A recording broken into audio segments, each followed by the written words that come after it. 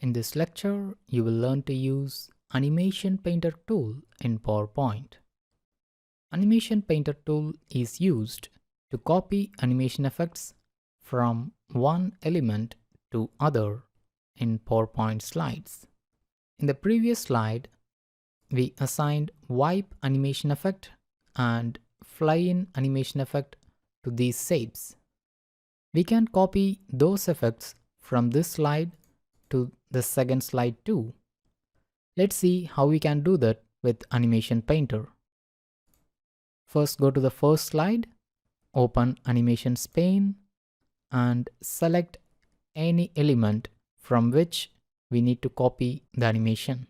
We have added the fly-in entrance effect and customized it with some timing and special effects. Now we are going to copy all those special effects from this object to one of the fragment of the triangle in the slide 2. After selecting this cube, click on Animation Painter once and click any fragment. See, that animation is copied here. We can also modify it. Let's change the direction to from bottom. Now I wish to copy this animation effect to all these 3 fragments.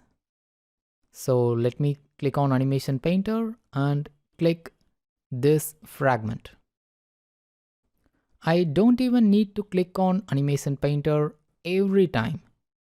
For example, I can double click this Animation Painter and I can click on as many elements as I like. Let's see our overall preview. Now I'm going to copy the animation effect of this text group from the slide 1 to slide 2. I'm going to use the Animation Painter and click on this group. Actually, I forgot to group this line along with this group. So let me complete that first. Let me select this dotted line and this group. Press Ctrl G to group them together.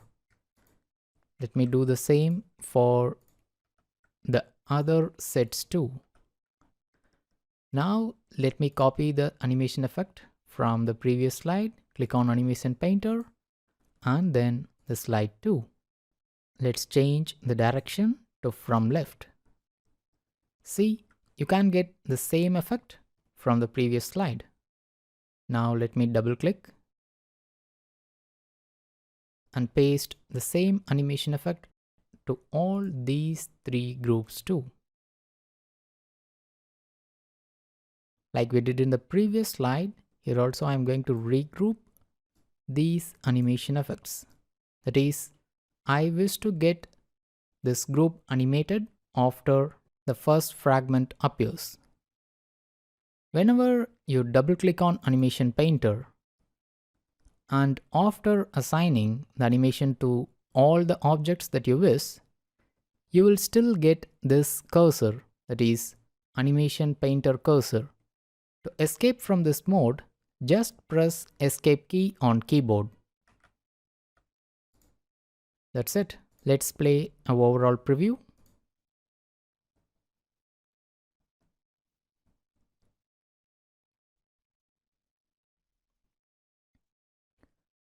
Here also, if we like to fine-tune the appearance, we can format the background by going to Design, Format Background, and then Gradient Fill.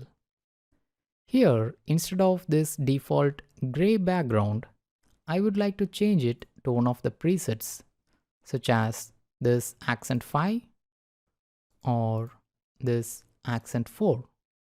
You could have noticed that the text is not that legible here, so we can either change the color of the text or we can change the color of the background, such as we can increase the brightness of this color to make the text legible.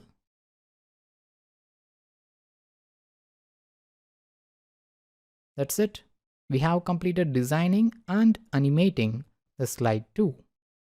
In the next lecture, you will learn to use the Arrange Objects and Selection pane in PowerPoint presentation.